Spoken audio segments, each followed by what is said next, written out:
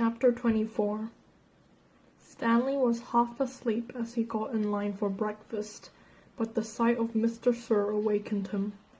The left side of Mr. Sir's face had swollen to the size of half a cantaloupe. There were 3 dark purple jagged lines running down his cheek, where the warden had scratched him. The other boys in Stanley's tent had obviously seen Mr. Sir as well, but they had the good sense not to say anything. Stanley put a carton of juice and a plastic spoon on his tray. He kept his eyes down and hardly breathed as Mr. Sir ladled some oatmeal-like stuff into his bowl. He brought his tray to the table.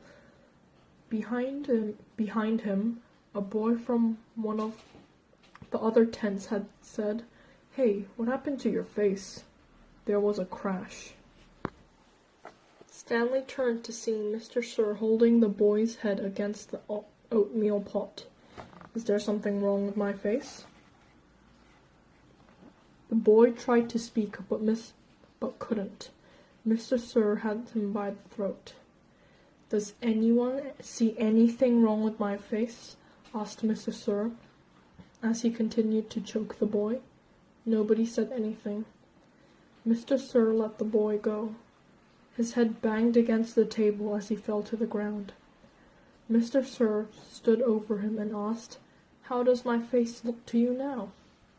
A gurgling sound came from the boy's mouth, and he managed to gasp the word, "Fine.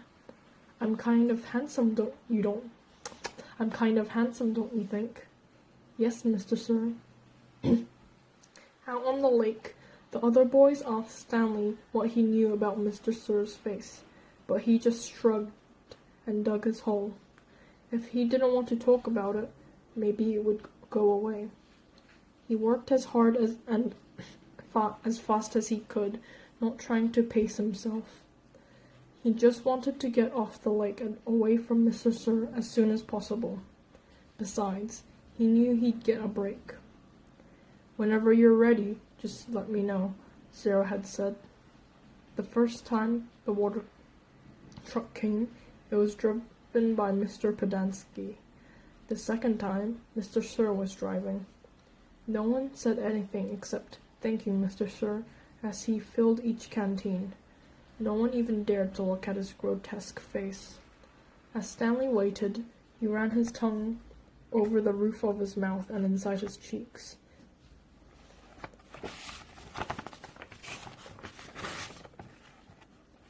His mouth was dry and as parched as the lake.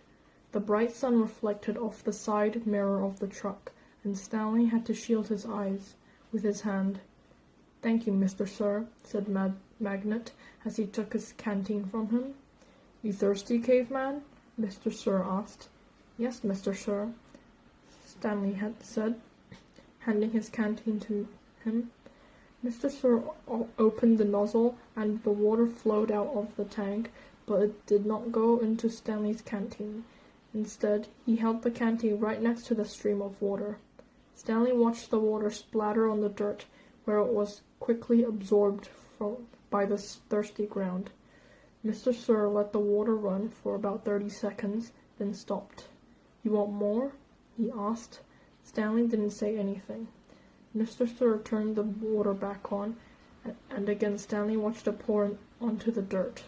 "There, that should be plenty." He handed Stanley his empty canteen. Stanley stared at the dark spot on the ground, which quickly shrank before his eyes. "Thank you, Mr. Sir."